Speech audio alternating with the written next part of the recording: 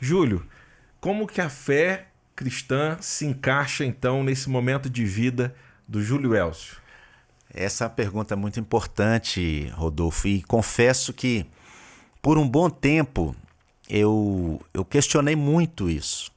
E a gente que tem atividade numa igreja local, e eu desde novo, desde que me converti, fui educado a ter atividade na igreja local. E quando você começa a desenvolver sua carreira profissional, então você está fora, né? Está lá fora, parece que começa a haver um conflito, não provocado, mas ele acaba existindo, que é fé e carreira. Né? A comunidade cristã, a vida cristã, a piedade, o exercício da fé com a nossa vida no mundão real, no mundão empresarial, no mundão na carreira profissional. Então, parece que começa a haver um conflito.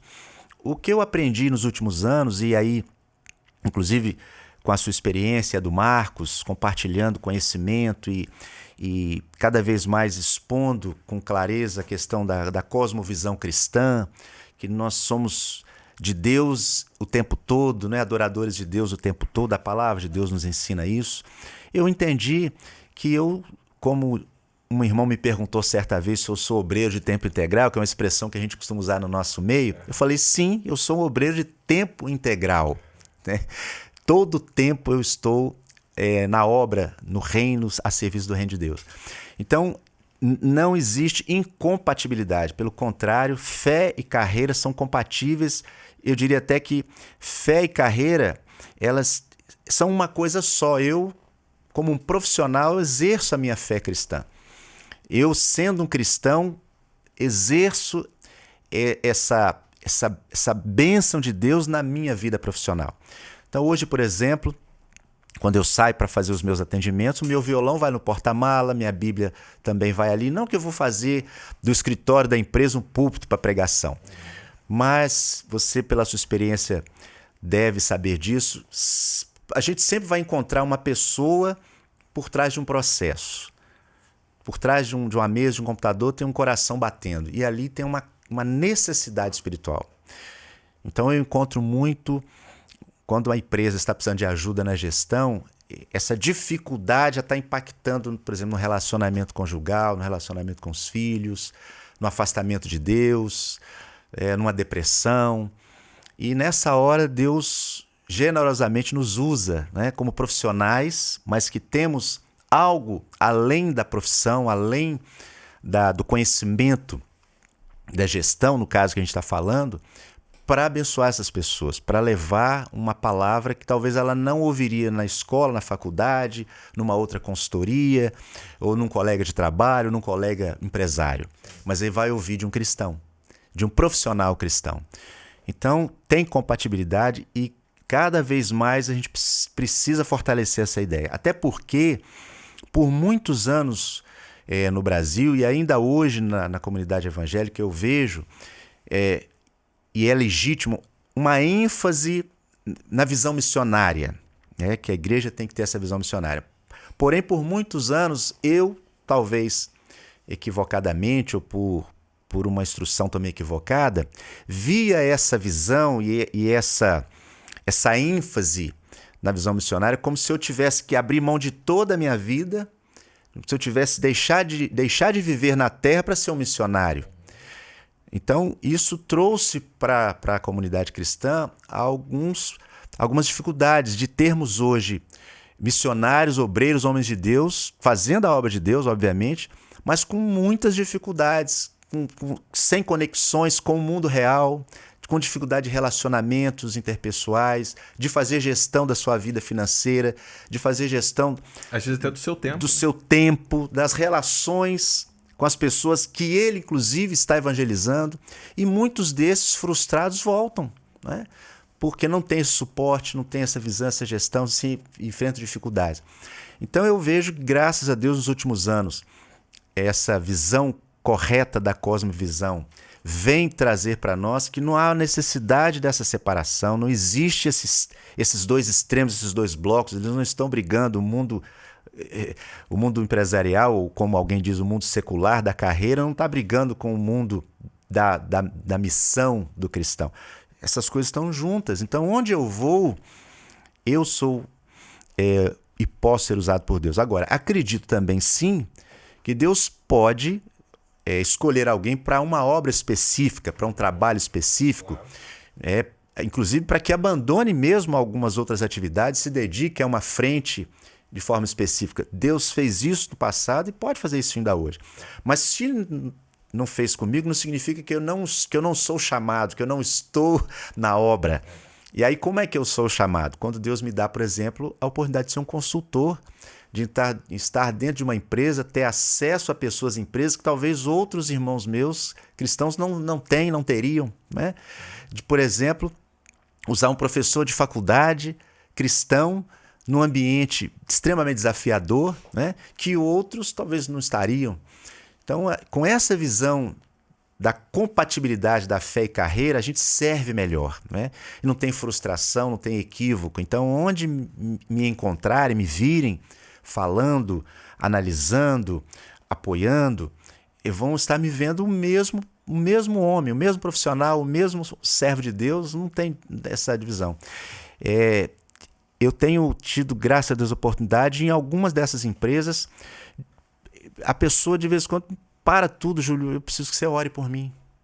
Eu estou com um problema sério, eu não consigo me concentrar, eu estou impotente para tomar uma decisão. Ora por mim. Por que ele pediu para eu orar por ele? Então ele viu algo, né, Deus, de alguma forma, tem algo a mais nessa mesa de reunião. Então, nessa hora eu vejo como Deus é generoso e nos coloca nesse lugar para exercer esse ministério. Então, hoje, quando eu saio de casa para ir ao culto domingo na igreja, e quando eu saio, pego meu carro na segunda-feira para ir atender uma empresa, essa viagem para a empresa é tão espiritual quanto aquela que eu fiz no domingo. É tão servir, é tão adorar a Deus, é tão contribuir e servir ao próximo quanto aquela do dia anterior. E fazendo isso, a gente tem mais clareza, né, Rodolfo, da nossa missão aqui, né? Sim. É assim que eu vejo, sabe? Não, muito bom. Eu acho que essa separação que a gente aprendeu também, né, ao longo do tempo, trouxe para nós um compromisso assim, não, o compromisso que eu tenho com a obra missionária é de orar e, se possível, contribuir, né? É claro que esse compromisso ele existe, como você falou, tem irmãos que, de fato, o Senhor te separou para estar lá, afastado de outras atividades e exercendo somente atividades evangelísticas o tempo todo, né? Só que mas não são todos, né? Não são todos. E nós, né, também. E às vezes a gente massageia o nosso ego dizendo, não, eu dei uma boa oferta na conferência, eu oro todos os dias. Não, nós temos uma atividade e isso é maravilhoso no meio dos irmãos, né? Porque a gente sempre aprendeu que somos todos nós missionários, obreiros, onde nós estivermos, né? E isso faz uma diferença realmente muito grande, muito grande.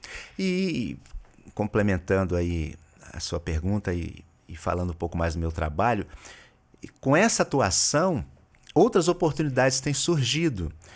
Por exemplo, igrejas têm visto a importância da gestão empresarial, porque nas igrejas tem empresários que estão com dificuldades. Então, eu tenho recebido convites para ministrar palestras em igrejas evangélicas para os empresários.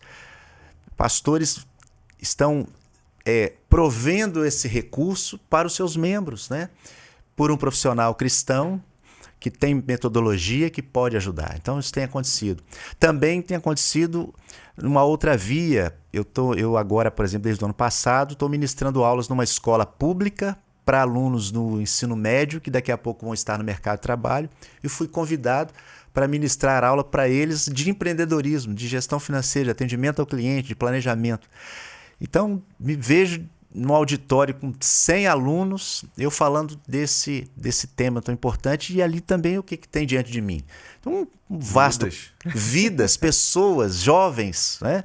E eu poder contribuir. Então, eu só digo o seguinte, é bênção de Deus, é um privilégio hoje, eu me sinto um privilegiado depois de 30 anos, que talvez para muitos eu poderia ter encerrado a carreira, tá agora tendo uma oportunidade nova, mas ao mesmo tempo velha e permanente, que é a nossa missão, Sim. que eu deveria estar fazendo isso há muito tempo, né?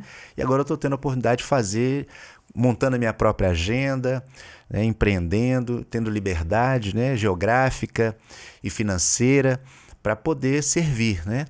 Tenho pedido muito aos irmãos para orarem nesse sentido, que é um desafio, uma oportunidade, e eu incentivo aos profissionais cristãos, assim como eu, que talvez pensam que a carreira acabou, ou que estão frustrados com a própria carreira, com o emprego, olharem para a sua carreira, para a sua capacitação, para a sua especialização, para a sua habilidade, com esse olhar dessa cosmovisão, da cristandade, né, do evangelho que a gente deve viver. Onde é que você está?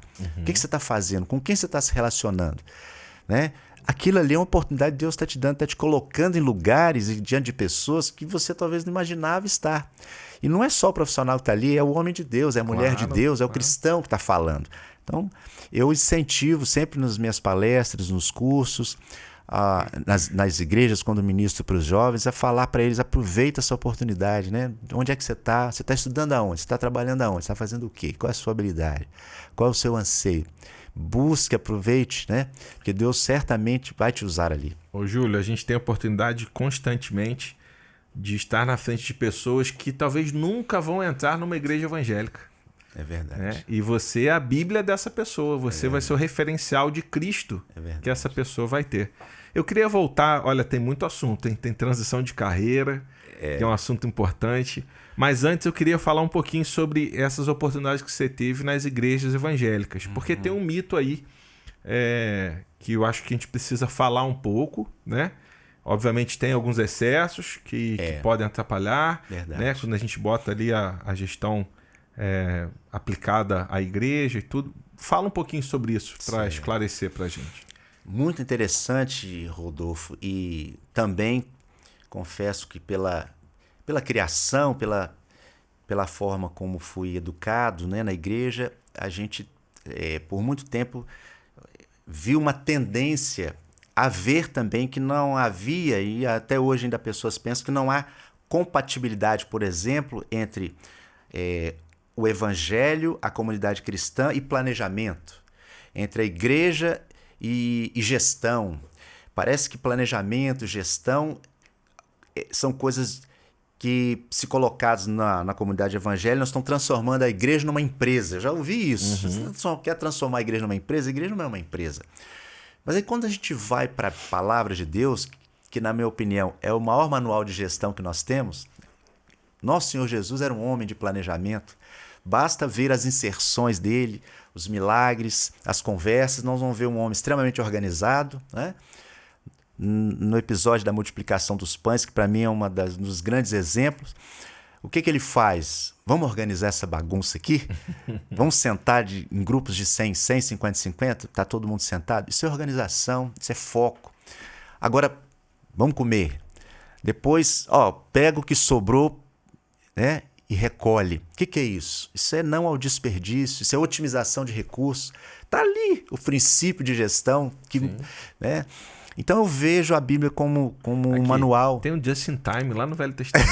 Né? Come o de hoje. É verdade. Amanhã vai vir mais. É verdade. O maná caiu só para aquele... Não é verdade? Você vê homens como José lá no Egito, Daniel na Babilônia, profissionais de excelência, trabalhando, fazendo o seu melhor, servindo a Deus, e profissionais de excelência. O José administrava de tal forma que o homem não queria saber de mais nada. Daniel, um currículo invejável, o melhor dos melhores. Exemplos para nós que nós temos que usar o nosso talento, nossa habilidade, a nossa carreira servindo a Deus, né? Então, como você muito bem falou, essa ideia ainda equivocada existe e a gente precisa trabalhar para mostrar que a igreja de Jesus, o corpo de Cristo, a comunidade cristã, precisa aplicar os princípios bíblicos de gestão. Concordo com você que, infelizmente, existem alguns exageros, né? Algumas pessoas que deturpam e até se valem da Bíblia e do Evangelho para interesses próprios, né? Fazendo da Bíblia o próprio produto comercial. E aí é um equívoco muito grande, é um erro muito triste, né? Eu acredito que nós precisamos abrir a palavra de Deus e aplicá-la com os princípios que estão ali. E eu conheço empresários não cristãos que seguem princípios bíblicos na gestão do seu negócio e são prósperos. Então mostra que a Bíblia é um livro que você quer se dar bem na vida, leia a palavra de Deus, veja o que está escrito ali, não só na carreira profissional, mas na família, qualquer área da vida, da relação desse mundo. Se a pessoa quiser ter sucesso, prazer, tranquilidade, alegria, não precisa outro livro, outra escola, senão a palavra de Deus, a Bíblia, né? É a palavra de Deus, por isso é a palavra de salvação, mas é também a palavra de vida empresarial, de gestão empresarial, de planejamento e organização. Então, mais uma vez, entra aí o nosso desafio, né? Sim. De aplicarmos de forma correta, evitar os exageros, os equívocos e aproveitar o que tem de bom, né? Então, igrejas já estão se abrindo para isso, eu tenho tido essa oportunidade. E a gente precisa na igreja falar disso também, né? Tem muitos irmãos, tanto pessoas físicas como pessoas jurídicas, sofrendo, cristãos, mas por não estarem aplicando os princípios de gestão. Sim. Então, não adianta culpar o mundo, culpar o governo, culpar a economia, culpar Deus. Nós temos os recursos e nós estamos usando, né? Então, eu vejo dessa forma. Ô, Júlio, eu acho que até na igreja mesmo, assim, nas atividades, porque a gente, ao longo do tempo, tem presenciado, né, e vivenciado em algumas situações onde não houve um preparo, né, dos mais jovens para até assumir algumas atividades, exercer algumas atividades na igreja, para que com o tempo, depois de estar já exercendo aquelas atividades, até ser reconhecido como um presbítero, que seja, né? Então, isso tudo parte de gestão, né? A gente não tem que apartar tanto assim as coisas, porque são princípios bíblicos, né? Eu lembro da minha primeira aula, eu fiz administração de empresas. Minha primeira aula, o professor deu um trabalho para a gente fazer sobre Jetro, né? Separando ali aquela primeira história que tem ali, né? De Jetro e Moisés. Pensa. E separando os grupos menores. Olha, vocês vão tratar de assuntos assim, aquilo que for mais difícil você vai trazer para mim. Quer dizer, delegando função, orientando, gerindo, né? Pessoas. E de fato, como você falou, a palavra de Deus é muito rica nisso, né? Que a gente possa aproveitar cada dia mais para aplicar na nossa vida. Não sei se você quer falar mais sobre esse assunto, mas eu se você quiser, você tem toda a oportunidade, mas eu já queria lançar uma nova pergunta,